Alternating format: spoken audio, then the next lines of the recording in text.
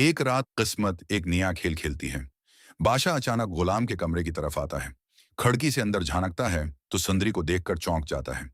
उसके दिल में शक, गुस्सा और हसद एक साथ जन्म लेते हैं। वो तेजी से अंदर दाखिल होता है और बगैर कोई वजाहत सुने सुंदरी का हाथ पकड़ लेता है। गुलाम हैरान रह जाता है, मगर बादशाह गुस्से में सुंदरी को जबरदस्ती हवेली ले जाता है। हवेली में हलचल मच जाती है। साहब जान सख्त लहजे में पूछती हैं कि ये लड़की यहाँ क्यों लाई गई है। बादशाह सबके सामने ऐलान करता है कि वो सुंदरी से मोहब्बत करता है और अब वो इसी घर में रहेगी। उस ऐलान से घर का माहौल बदल जाता है। जब गुलाम को मालूम होता है कि बादशाह सुंदरी को हवेली ले गया है, उसका दिल टूट जाता है। वो हवेली पहुंचता है, मगर वहां बादशाह उसे गले लगा लेता है और खुशी से कहता है कि तुमने मेरी मोहब्बत मुझे दे दी। ये सुनकर गुलाम खामोश हो जाता है। दोस्ती की खातिर वो अपनी मोहब्बत कुर्बान करने का फैसला कर लेता है। वो दिल पर पत्थर रखकर पीछे हट जाता है। कहानी का सबसे बड़ा मोड़ इस वक्त आता है जब बादशाह की खाला सुंदरी के पाँव में पायल देखती हैं।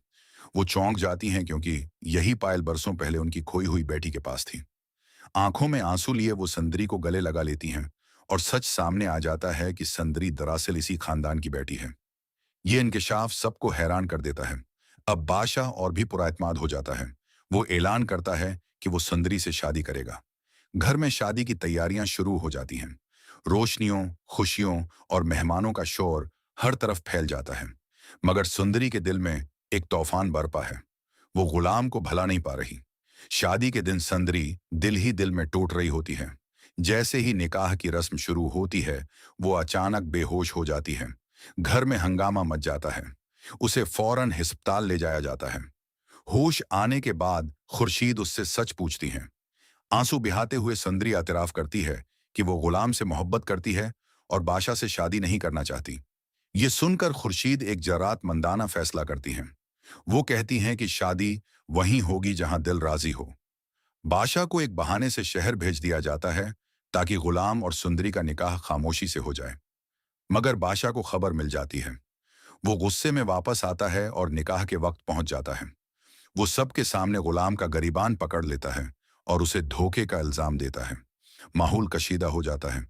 उसी दौरान हाथापाई में गोली चल जाती है और बादशाह जख्मी हो जाता है। बादशाह को अस्पताल पहुंचाया जाता है। गोली उसके हाथ पर लगी होती है और वो खतरे से बाहर होता है, लेकिन उसके दिल में इंतकाम की आग भड़क उठती है। वो फैसला करता है कि गुलाम को उसकी सजा देकर रहेगा। चंद दिन बाद बादशाह एक चाल चलता है और गुलाम को अगवा कर लेता है।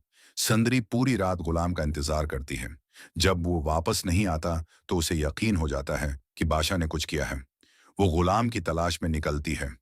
एक सुनसान जगह पर बादशाह गुलाम को कैद किए होता है। सुंदरी वहां पहुंचती है तो बादशाह मुस्कुराकर कहता है कि उसे मालूम था वो जरूर आएगी। अब वो सुंदरी को मजबूर करता है कि अगर वो गुलाम की जान बचाना चाहती है तो उसे हमेशा के लिए उसका साथ देना होगा। कहानी एक खतरनाक मोड़ पर खड़ी है।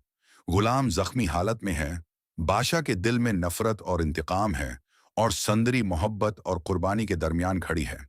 क्या सुंदरी अपनी मोहब्बत को बचा पाएगी? क्या बादशाह अपनी इज्जत में सब कुछ तबाह कर देगा? या सच और मोहब्बत आखिरकार जीत जाएंगे? जानने के लिए अगली किस्त जरूर देखिए।